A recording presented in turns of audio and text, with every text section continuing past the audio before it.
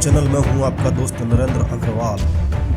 दोस्तों, आज इस वीडियो में कुछ खास है आपके लिए। यदि आप भारत में साहसिक रोमांचक यात्रा पर जाने का विचार रखते हैं, यदि आप इस बार छुट्टियों में किसी एडवेंचर ट्रिप पर जाना चाहते हैं, तो आज इस वीडियो में हम बताएंगे आपको भारत के उन 10 महारोमांचक यात्रा स्थलों के बारे में जहां की यात्रा आपके लिए जीवन भर की यादगार यात्रा बन जाएगी।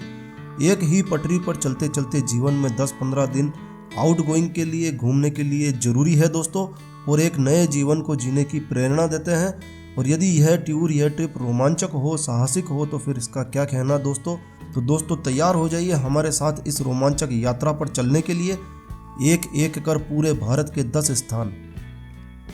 जी हाँ दोस्तों, पूरे के पूरे 10 स्थान की जानकारी आपको देने जा रहे हैं इस वीडियो में। लेकिन जानकारी शेयर करने से पहले दोस्तों मेरी आपसे रिक्वेस्ट है, ये वीडियो आपको अच्छा लगे, यूज़फुल लगे तो कृपया लाइक के बटन पर ज़रूर क्लिक कीजिए। और यदि आपने हमारा ये चैनल सब्सक्राइब नहीं किया हुआ है तो आप कृपया चैनल सब्सक्राइब कर लीजिए। इस चैनल पर हम लेकर आते हैं आपके लिए तरह तरह की धार्मिक जानकारियाँ, होम रेमेडीज, होम टिप्स और टेक्निकल नॉलेज। और अब हमने शुरू किया है भारत भ्रमण के लिए टूर गाइड को। आपको तरह तरह की टूर गाइड, तरह तरह के स्थानों की टूर गाइड इस चैनल पर मिलेगी। तो दोस्तों, चैनल सब्सक्राइब कर लीजिए। तो आइए शुरू करते हैं। दोस्तों, यह सफ़र एक सीरीज के रूप में शुरू किया जाएगा, क्योंकि यदि सारी यात्राएं हम एक ही वीडियो में डाल देंगे तो वीडियो बहुत बड़ा हो जाएगा। इसलिए हमने इसे कई भागों में बांट दिया है। तो दोस्तों, यदि आपका दिल मजबूत है, यदि आप अपने चारों ओर हिमालय की खूबसूरत वादियों के साथ साथ नरकंकाल को देखने की हिम्मत रखते हैं, और यदि आप एडवेंचर ट्रैकिंग के शौकीन हैं, तो पूरी दुनिया में आपको रूपकुंड झील जैसा कोई दूसरा स्थान नहीं मिलेगा।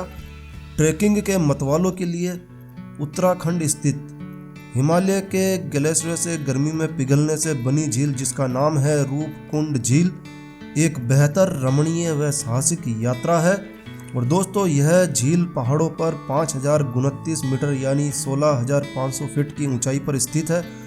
यहाँ आपको झील के रास्ते में व झील पर और झील के चारों ओर सैकड़ों नरकंकाल देखने को मिल सकते हैं। और यह नरकंकाल किसके हैं, यहाँ कैसे आए हैं, आज तक एक रहस्य ही बना हुआ है। सबसे पहला नरकंकाल यहाँ 1942 में यानी 1942 में एक रेंजर के माधवाल के द्वारा खोजा गया था। और अब तक सैकड़ों नरकंकाल यहाँ मिल चुके हैं। और इसके लिए यहाँ कई कहानियाँ प्रचलित है। कोई कहता है कि ओलों की भयंकर बारिश के कारण यहाँ हजारों लोग मारे गए थे। तो कोई कहता है कि तिब्बत के सैनिकों का एक दल इस झील के पास से गुजर रहा था और वे सभी रास्ता भटक गए और फिर दोबारा मिले ही नहीं। और ये सारे नरकंकाल उन्हीं सैनिकों के हैं। स्थानीय लोगों की माने तो स्थानीय लोगों के अनुसार इसे नंदा देवी का प्रकोप माना जाता है। उनके अनुसार देवी ने नाराज होकर इन सभी लोगों को मौत के घाट उतार दिया था। खैर, कारण जो भी हो, अब बात करते हैं सफ़र की। इस अनोखी झील तक जाने के लिए, रूपकुंड झील तक जाने के लिए रास्ता शुरू होता है, यानी आपका सफ़र शुरू होता है लोहाजंग से। लोहाजंग उत्तराखंड का एक छोटा सा गांव है। यहाँ से आपकी यात्रा शुरू होती है। और लोहाजंग कर्णप्रयाग से 85 किलोमीटर दूर पर स्थित है। तो इन स्थानों पर पहुंचने के लिए आपको सबसे पहले आना होगा काठगोदाम स्टेशन पर। काठगोदाम स्टेशन नैनीताल जाने के लिए भी एकमात्र स्टेशन है। दिल्ली से, हरिद्वार से, ऋषिकेश से आप काठगोदाम आसानी से पहुंच सकते हैं। यदि आप ऋषिकेश से काठगोदाम जाना चाहते हैं तो आप बस भी ले सकते हैं, अन्यथा दिल्ली से और हरिद्वार से आपको आसानी से काठगोदाम तक आने के लिए ट्रेन मिल जाएगी। और यदि आप ऋषिकेश से आना चाहते हैं तो ऋषिकेश से सीधे आपको कर्णप्रयाग के लिए बस भी मिल सकती है। तो दोस्तों, किसी भी साधन से आपको पहुंचना है काठगोदाम, और काठगोदाम से आपको आना है लोहाजंग। लोहाजंग आने के लिए आपको कई टैक्सीज वहां पर मिल जाएगी। और यहीं से यानी लोहाजंग से आपकी यात्रा शुरू होती है। यहाँ पर आप रूपकुंड झील की ओर लॉर्ड कर्नल ट्रेल को पकड़िए और आगे बढ़ते जाइए। यहाँ नीलगंगा नदी के पुराने से पुल को पार करना होगा, जिसके लिए करीब 3 से 4 घंटे आपको जंगली पेड़ों के बीच से ट्रैकिंग करनी होगी। और दोस्तों, यह बहुत ही रोमांचक पल होंगे। इन पलों को आप अपने कैमरे में कैद करना ना भूलिएगा। वहाँ से आगे बढ़ने पर जल्दी ही एक वाटरफॉल मिलेगा जिसका आप पूरा मज़ा लीजिएगा। अब आप थोड़ा आगे बढ़ेंगे तो राउंड बगात पहुँच जाएंगे। यहाँ आपको डीडना की चढ़ाई करनी होती है। अब आप चलते रहिए, पास के गांव को फॉलो करते रहिए और लगभग 2 घंटे बाद आप एक अच्छी सी जगह पर आ जाएंगे। यहाँ आपको आराम करने की आवश्यकता महसूस होगी तो आप यहाँ आराम कीजिए। आराम हो गया भाइयों, उठिए, आगे भी चलना है तो फिर से शुरू हो जाइए। अब आपको पहुंचना है बेदनी बुग्याल, तो डीडना से फिर चलेंगे और बेदनी बुग्याल की ओर। और यहाँ अली की तरफ से जाने वाला रास्ता छोटा है लेकिन खड़ी चढ़ाई वाला है, तो थोड़ा सांसों पर नियंत्रण रखने की आवश्यकता है। आपकी सांसें भर सकती है।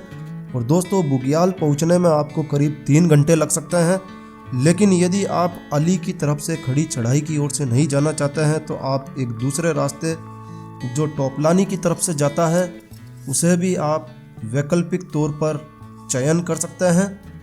मगर यह रास्ता थोड़ा लंबा है तो इसमें थोड़ा समय आपको ज़्यादा लग सकता है। आप यहाँ रात भी गुजार सकते हैं, तो काफ़ी थक गए हैं, सो जाइए, यहाँ पे रात गुजार लीजिए, आराम कर लीजिए। चलिए उठिए, सुबह हो गई है, चारों ओर खुशनुमा मौसम, हल्की हल्की बारिश गिरने लगी है, ठंड बढ़ चुकी है, तो पूरे कपड़े वगैरह पहन लीजिए, तैयार हो जाइए, आगे बहुत ज़्यादा ठंड होने वाली है।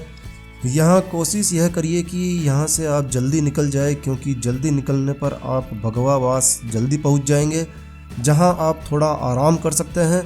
अब आगे लोटानी से कालू विनायक की तरफ से बढ़ते रहिए और 4 घंटे की शानदार चढ़ाई के बाद अब आप गणेश मंदिर पहुंच जाएंगे।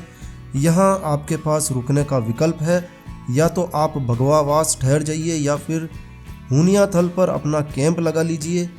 दोस्तों सावधान, यहाँ बहुत ज़बरदस्त ठंड पड़ती है और रातें यहाँ की बहुत ठंडी होती है, तो आप पूरी तैयारी के साथ रहिए। तो चलिए अब कैंप में रात बिताने का समय आ गया है, कैंप लगाइए और सो जाइए। और सुबह जल्दी 5 बजे आपको अंतिम पड़ाव यानी मंजिल की ओर निकलना है, यानी सुबह आपको जल्दी 5 बजे उठना है। सुबह 5 बजे ही आप रूपकुंड झील के लिए निकल पड़िए, क्योंकि बर्फ़ पिघलने से पहले ही निकल पड़िए और यहाँ आपको बर्फ़ काटने की कुल्हाड़ी की आवश्यकता पड़ेगी, तो इसे साथ में लेना नहीं भूलिए। और चलते चलते आहा, अब आप आ चुके हैं इस अद्भुत अनोखी रूपकुंड झील के पास।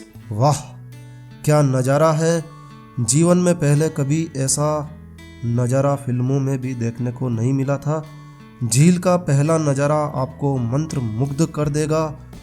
नीले रंग की बर्फीली शीशे जैसी खूबसूरत झील, अविश्वसनीय अलौकिक झील, मेरी आंखों के सामने सब कुछ सपने जैसा लग रहा है। दोस्तों झील जमी हुई लग रही है, लेकिन दोस्तों सावधान, झील यदि जमी हुई भी लग रही है तो इस पर चलने का प्रयास मत करिएगा।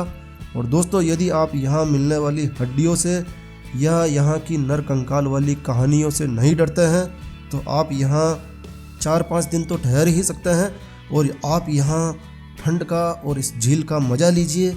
मैं आपके लिए अगले एडवेंचर टूर की तैयारी करता हूँ, तो दोस्तों यह टूर जारी रहेगा, देखना ना भूलिए एडवेंचर टूर का अगला भाग। और दोस्तों यह वीडियो, ये जानकारी आपको अच्छी लगी हो तो लाइक तो बनता है भाई, और यदि आप इस चैनल पर नए हैं तो हमारे इस परिवार से जुड़ने के लिए सब्सक्राइब के लाल बटन पर क्लिक करिए भाई। और इसके लिए आपको ज़्यादा कुछ नहीं करना है, सब्सक्राइब के लाल बटन पर क्लिक ही करना है। तो एक नए वीडियो के साथ फिर मिलते हैं, तब तक के लिए stay healthy, stay happy. Thank you for watching my video. Happy new year.